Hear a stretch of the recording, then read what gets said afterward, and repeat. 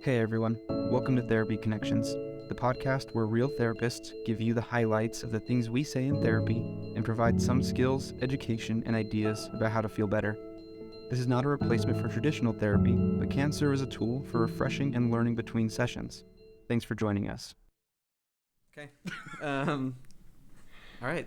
Thanks everybody for tuning to the next episode of Therapy Connections. Today we wanted to talk about anxiety because it's a pretty common thing that we all deal with, but it's a little bit misunderstood, I think, too. So I think to start it off, something we see a lot here as clinicians is people coming in saying, "Hey, I've seen this video on TikTok or on Instagram or YouTube, and they said they deal with this, this, and this, and they have anxiety disorder. So I must have an anxiety disorder too, right?" So how do you guys respond to that? What do you do when someone brings that in? Josh loves it when people come in with a diagnosis they found on TikTok. It's his favorite. What Shara means is that I love social media, and I'm not a huge fan, for the record. And yet here we are, right? Go figure. Here we are. I mean, that's a great point. I'm not overly familiar with social media, so I don't know that I'm like the best person to give advice on this. But one of the things that I try and share fairly regularly with the clients that I have is that anxiety is a very normal thing. In our world, in the clinical practice, anxiety is kind of like a blanket statement, right? Oh, I have anxiety. In our world, it's like splitting hairs trying to figure out which type of anxiety. Sure. And so one of the things that I try and do is ask questions about, hey, can you tell me, are there certain situations in which you find yourself feeling more anxious, and trying to find some common denominators so that we can actually nail down an appropriate diagnosis and an appropriate treatment plan, all while trying to normalize it. Because I think, like you said, Jaden, having some anxiety is actually very, very normal. Doing this makes me anxious. Hopefully nobody can tell. Well, now they all know. I think that's totally true. You know, sometimes we think if we feel any anxiety, that's a bad thing, but actually it's really normal to feel anxiety, at least on some level, because if you don't feel any anxiety, sometimes I tell people then you must be dead, because Sure. anxiety helps us in a lot of ways. It helps us to be able to kind of look toward the future and notice things that are ahead of us and plan and prepare for things. If we had no anxiety, it'd actually be a really big problem. You know, I was driving here in the snow yesterday, and the snow was terrible. It was just like coming down. And I kept thinking to myself, hey, if I had absolutely no anxiety while I was doing this, I would be driving like some of the other people who are just speeding past me and sliding clear off of the road. So, I mean, in some ways, anxiety can be super helpful. But on the other hand, there's a certain point where it kind of crosses the line, becomes Absolutely. a problem. For sure. I think that's a great point. I like to point that out with my clients too. Like, if you had no anxiety and no motivation to change anything, and your house turns into a disaster, you don't want to clean it. That's going to be a problem eventually, right? Mm-hmm. So where do you guys think you draw that line, or how do you draw that line of, okay, this is normal anxiety. This motivates me to drive safe in the snow, or this motivates me to get up and do my chores, versus this anxiety is stopping me from living like the life I want to live. Yeah, when is it like actually a clinical problem? Right. Maybe something that you should do to find help for, or find some skills that you can use. When does it get to that point? Yeah. Do you have any thoughts? Well, I think that anxiety gets to be problematic when it starts to really interfere with your life. So, for example, yesterday driving here in the snow, I was anxious, but I still came to work. Now, if every time it snowed, I just decided I could never leave my house, that at that point I would say anxiety is kind of running the show, right? It's starting to run my life and dictate what I'm doing, as opposed to being something that it just helps me in some ways, or Sure. keeps me aware, right? So I would say whenever it starts to interfere with your life and make it so that you can't do things that would sort of be like normal things to do. I feel like there's also an interesting balance there, ideally from our perspective as therapists. I think the diagnostic criteria kicks into play when my anxiety is starting to interfere with my social and my occupational functioning, right? So your occupation was to be here at work. You were able to get here despite some of the stress of driving in the snow. For me, I think ideally I would hope that if anxiety is impeding that functioning, we would seek treatment before I'm getting written up at work, before I'm at the point where I have to stay in the house if it snows. I was talking to one of my friends the other day, yesterday morning actually. His daughter won't drive in the snow, and so called him and says, hey, and daughter's probably a little bit younger than you, Jaden, but married, moved out on her own, and this would be a good indicator of, hey, I could probably use a little bit of treatment for anxiety in this specific scenario. So I think for me, the balance is between it's interfering with my ability to do the things that I want/need to, but let's not let it get severe, right? To the point that, oh, I'm not leaving the house anymore, or now I'm getting written up at work. Usually there's some indicators ahead of time from work that, hey, performance isn't there. That might be a good time to seek treatment. Yeah. I guess I would also ask, what kinds of things do you see people avoiding or not doing because of their anxiety? What are some pretty common things? I think one of the most common ones I see is work is a good one. I see a lot of people struggling to get or hold a job, be motivated to go to work, tolerate being at work. But also, I think the other big one I see the most is probably anxiety about social interactions and avoiding social interactions with friends, family, romantic interest, anything like that, and just feeling pretty stuck. You guys will know I will go this place. But anxiety for adults... we're going to talk about money? Are we going to talk about money, Josh? Money or routine? We might. Anxiety in adults. So anxiety is this condition where you have, I like to share this with clients, where you have these very intense, intrusive thoughts, meaning they're not wanted, they just kind of show up.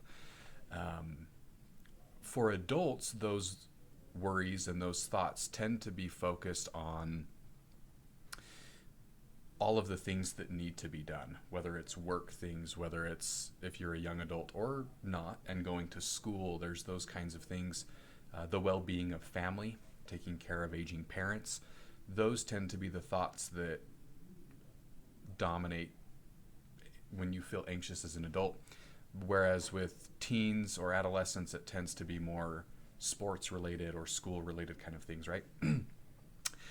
So with adults, it's very common for finances to be a stressor. And so when you're anxious to the point of finances, I notice one of the things that I see is there is no plan, there is no budget, and we don't really talk about those things. I don't sit down with my spouse and talk about that. Children also tend to be another area of stress for adults.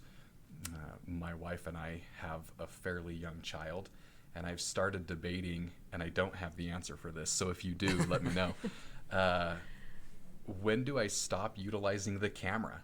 In fact, was it last night? There was this crash, and both my wife and I woke up at, I don't know, it was sometime between 1 and 2 in the morning, and I look at the camera and I can't see anything. My little boy had rolled over and knocked the camera off of his crib. So I had to go up and reset it.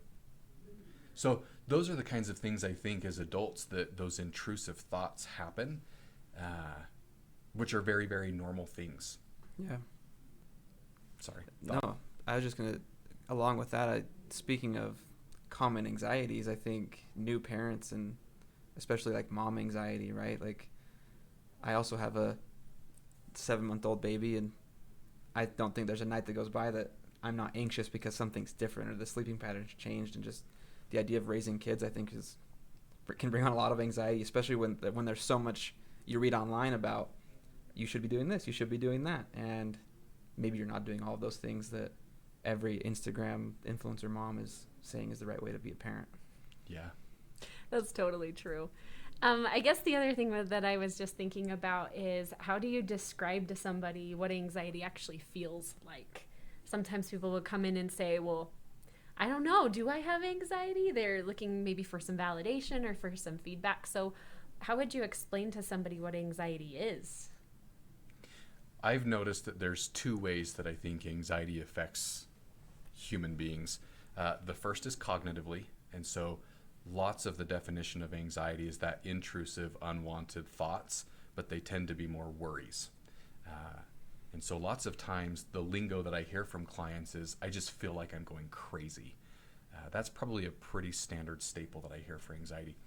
The other thing for me is, imagine, if you will, doing some type of mildly intense movement. The example that I use is, let's say I'm backing out of the driveway and I realize that I forgot my phone. I can't go anywhere without my phone. So I put the truck in park and I run in the house. I go in the door, up the stairs, down the hallway, into my bedroom, grab my phone, but I'm running late for work. So now I'm running back down the hallway, down the stairs, out the door, in the truck, close the garage. How does my body feel? Well, my heart's beating a little bit faster. My breathing is probably a little bit more shallow. I might feel a little bit of perspiration going on. All of these things are good indicators of anxiety. And the hard part about it is that, by definition of anxiety, there might not be a reason that we're aware of that we're feeling this way. Yeah. So that's some of the physical sensations we might notice. Yeah, and I might even add to that some of that just like being really keyed up, just feeling like you're irritable and on edge. And lots of people notice problems with both sleep and appetite. So maybe like sleep is really difficult. It's hard to get to sleep. It's hard to stay asleep. And on the other hand, it might be hard to eat, or else you might find yourself eating a lot to try to soothe some of your anxiety. So, I think that those are things that we see really commonly with anxiety. And again, to some extent, it's normal, Sure. but it kind of crosses the line when it starts to interfere with how we're functioning daily. Yeah. What would you guys say are, like, bringing it back to what Josh said, like, when it comes to clinical anxiety, when it's, like, clinically significant, what would you say are, like, the common types of anxiety that we see here? Because I feel like we hear a lot of people always jump to, I have social anxiety, or I've got general anxiety, or like maybe a specific phobia, right? What do you think are the really common ones you guys see? I see lots of generalized anxiety, which kind of just means that we're always feeling anxious about something, and Sure. It could be about a million different things. And I actually think that that's more of a state of our brain always living in the future. It's like we're always thinking ahead, we're always next step, what's the next step, and almost sometimes thinking or catastrophizing about what's coming next. So I see lots of generalized anxiety. I would also say we see lots of social anxiety here. And unfortunately, this is something that just seems to be getting so much worse. I agree. I think because people communicate in person so much less now. I mean, everything is over video, over text. And so lots of people have social anxiety, which is some of those feelings of, here I am going to be around somebody else and they're going to be thinking bad things about me, and I'm going to do stupid things and I'm going to mess it up, right? Yeah. Usually social anxiety, the thoughts are a lot more about the things that we're not going to do well in social situations. Sure. Or how other people will perceive us. So I would say that those are two I see a lot of. Yeah, I would say those are probably the most common too.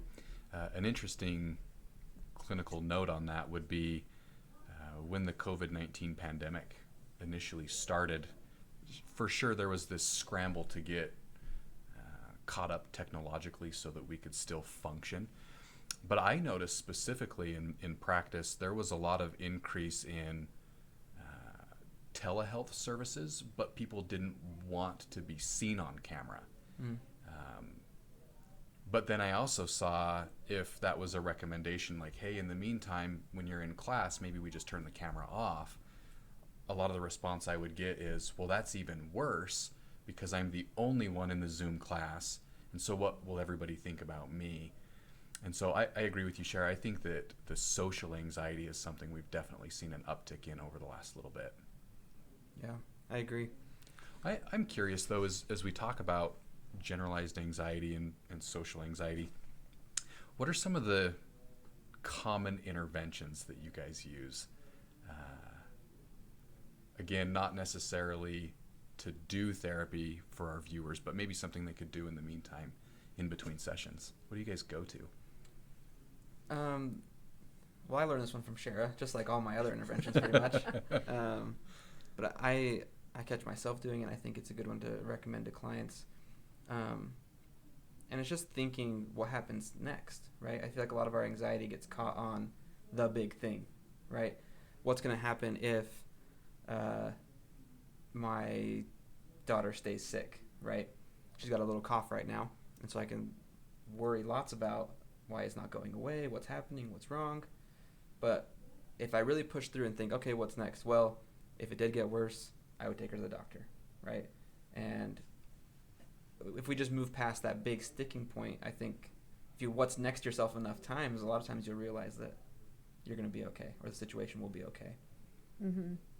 And I think that this is stuff that we'll address in upcoming weeks of our show too, For sure. because we have lots of different interventions to share. But one of the things that I notice, and I've noticed with myself, if I start to get really anxious and then I try to throw more thoughts in there where I tell myself everything's going to be okay, then I just get down this rabbit hole of there's 10 million thoughts going through my head and none of it is helpful. And so lots of times the first intervention that I'll give people, instead of trying to throw in a whole nother thought into the melee, I will say, hey, instead, I want you to focus on calming your body down. What's something you could do to calm your body? Maybe you take a hot shower, maybe you sit and have a cup of hot cocoa, or maybe you sit by the fireplace for a minute, something like that, so that they're focused on calming their body down, because the way that our bodies and brains work, they communicate back and forth with each other. If you calm your body down, your brain will automatically calm down.